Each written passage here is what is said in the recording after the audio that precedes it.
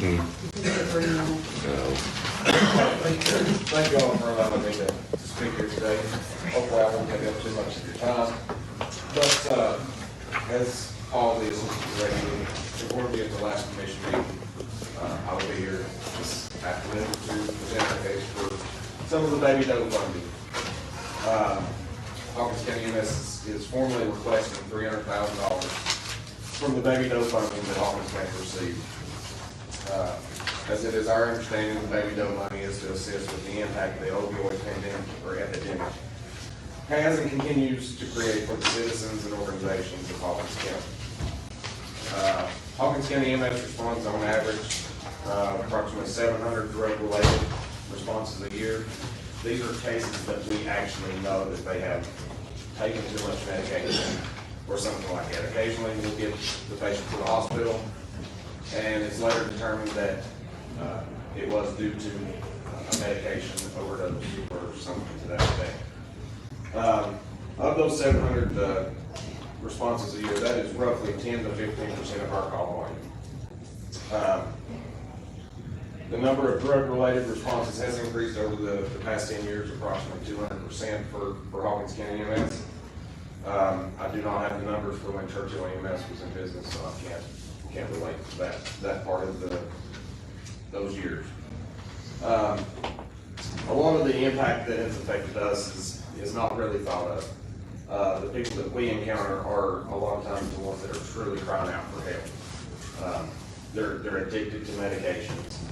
They're addicted to illegal substances, and they don't know the route to get the help, or they might not have the actual willpower without being forced into a rehab facility or a base shelter. So when we encounter them, when they find them that's just hallucinating, to where we transport them to the hospital, and all we're doing is supportive care, talking with them, ensuring that they maintain an airway, ensure their heart rate's good, ensure their blood pressure is good.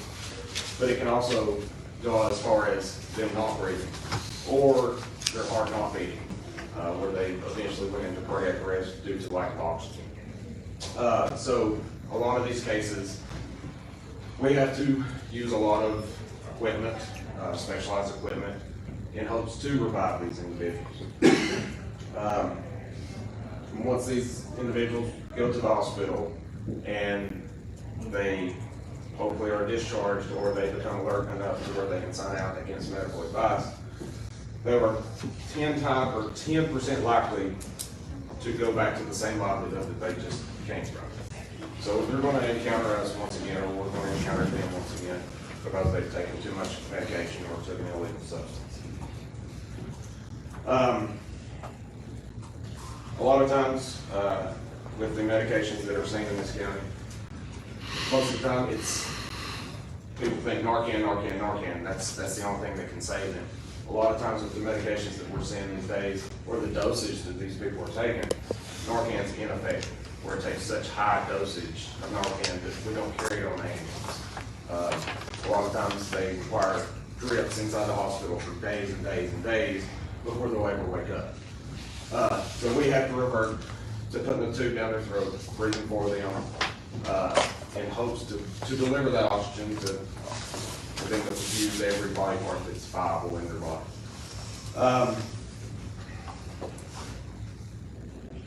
And as I said earlier, sometimes, they've been down or not found as quickly as we would like, and now they're not breathing, their heart's not beating, so we're doing chest compressions. Putting that tube down their throat, breathing for them, hopefully to get them resuscitated and be able to walk out of that hospital. With those funds that we have requested, it would ensure that every ambulance and every EMS vehicle that we have is equipped exactly the same with the life-saving equipment that it does require. This would the funds would be put toward 3 cardiac monitors, which is $40,000 each, 3 auto pulse devices, which is mechanical chest compression devices, which is $18,000, and 3 transport ventilators.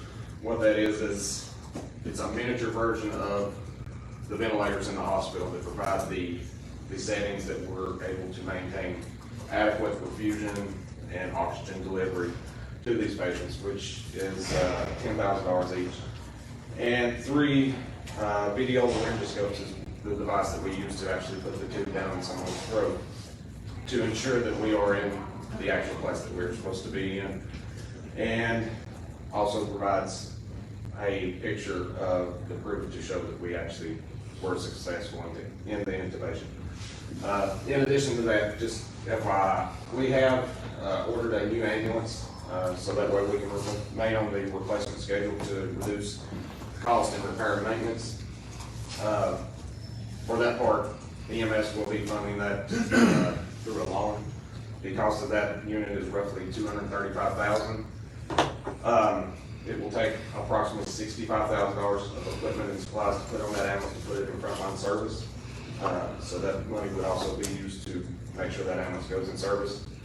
The remaining funds would be to provide supplemental for our personnel in ways to assist patients with addiction and mental health symptoms. And it also will provide training for enhanced skills to treat overdose victims and provide a greater chance of survival.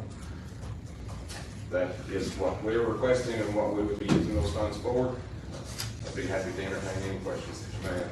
Anyone from the committee? Yes, Mr. Palmer. Mr. Merle, we spoke probably over an hour the other day regarding your equipment and cost. The paper that I took notes on that day, I misplaced it with all these other papers. Can you give me a total of just the, minus the new ambulance and the cost for it, the total for the equipment to replace and or upgrade? I think it came out to a little over 200-something thousand. It'd be right at 215. 215. For the equipment, is that what she's asking? Yes, sir. There's going to be a lot of discussion about this. Having worked in the medical field and in the ER for about 7 years, I can tell you that seeing intubation tube misplaced prior to arriving to the hospital, patients do not usually have a good outcome. You know, there's a lot of cases people we cannot save. But having the equipment in place, especially for these rural counties, where it may be a 30-40 minute transport, you know, freeing up hands to do CPR. That way it takes the human error out of it while they're trying to count respiration and breathing for them with a bag valve mask. Put them on a ventilator, having the equipment in place with the laryngoscope to make sure that you are in the correct place. This is something that EMS all throughout the country struggle with, you know, cost and getting the equipment they need. Having this in our rural county where it not only benefits, you know, the drug addiction, but it could benefit any of us here today, any of our family members. You know, this is something that I hope the budget committee seriously considers minimum, at least to get their equipment that they're asking for. With that being said, I'm in support of the minimum 215 to get their equipment, and we can discuss the remaining funding with that. Mr. Merle, I didn't get the price on that last piece of equipment, the video scope. Did you have a per unit price on that? $2,500 each. Thank you. You're welcome. What, do you have any idea what your fund balance is today, as we speak? I'm sorry, or what? Your fund balance that you operate on? As of today, no, sir, I do not know as of today. Yesterday? No, not yesterday either. I was busy working the truck, working the road. But I can tell you at the first of the month, our fund balance in savings was 130,000, I believe. And our checking account, which was right before payday, was 60.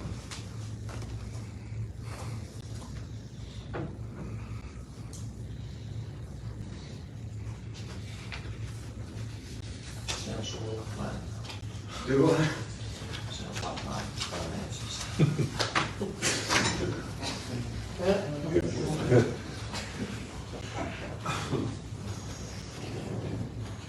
Do keep in mind that in savings, as an ambulance provider, as a nonprofit private ambulance service, you do want to have a fund balance, preferably of about 3 months. Because if your Medicare audit does happen, you could lose reimbursement for 3 months. So yeah, we do like to try and keep our savings built up, but sometimes. Yeah, and I support you doing a good job. Over the last 3, 4, 5 years, how many units have we bought? How many is the county bought? Yes, sir. They have purchased 2 retails. Those were what, 200,000 It was apiece? 275,000 is what the county allocated. We had to put $55,000 with that 275,000 to complete that purchase of the 2 retails. Mr. Merle, I guess my question is a little more geared to the equipment that you're asking for. Let's say that you had had this equipment over the last 6 months, had it been in place. How would that have changed the outcomes that you had for the patients that you transported to the hospital? What difference would it have made had you had that 6 months ago? Okay, like with the mechanical chest compression devices, what that does is it maintains an adequate depth of chest compression at a continuous rate versus human. There's so much room for error. You're sitting there going at it, you're trying to stay within that minimum of 100, 120 compressions in a minute. Well, you start tiring and you don't realize it. And then you get down to maybe 70 chest compressions in a minute where you're not adequately perfusing the brain or the vital organs within your body. And if you don't recognize it, it's just going to keep getting worse. So then you have to swap out, recommended every 2 minutes, you swap out providers providing chest compressions. So therefore, it takes 4 or 5 people to work a cardiac arrest to attempt to do it with a positive outcome. With these devices, it's battery operated, it stays consistent. Battery runs between 30 to 45 minutes. You have extra batteries on the truck, so that way, if one starts to die, you can place another battery in there, so you're looking at an hour to hour and 30 minutes. Transport then, same situation. That has to do with the breathing, the oxygen CO2 exchange. I don't want to try to get too technical, but what that can do is that can either cause brain damage or prevent brain damage, basically. It also prevents organ damage, organ death, all that. Video scopes, like I said, it's a direct shot. We put that blade down in your mouth. We're able to see exactly what's in there. The traditional way is you lift up, you have to look, use your own eyes.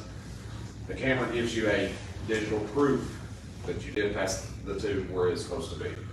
The cardiac monitors, currently in the vehicle that I have, it is a Philips monitor. Those have been recommended by the FDA to be removed from service because you are no longer allowed to buy batteries, cables, defibrillation pads, any of that in it. You can still use the monitor as long as you got those pieces to use. And Mr. Merle, so if you had had this equipment, well, let me ask you a different way. I guess what I'm trying to get to is how this money that will be allocated to you is going to directly impact the opioid crisis. Okay, I guess that's what I mean. How many times in the last 6 months have you guys had to administer Narcan, whether you know if it's going to work or not? I do not have the number of how many times we've administered Narcan. Fairly regularly, you think? We average roughly about 2 to 3 responses a day for drug-related symptoms. So this is not just like 1 or 2 a week. We're talking No. about upwards of 15 No, this is 20. daily. Yeah. This is daily. Mr. Chairman, we have a couple of members that are gonna have to leave, so we're gonna either have to wrap it up or continue it at another time. You just do a good job. I listened to Ian's work about the Narcan. It is finished. But Thank you very much. Thank you, Mr. Merle. Thank you all.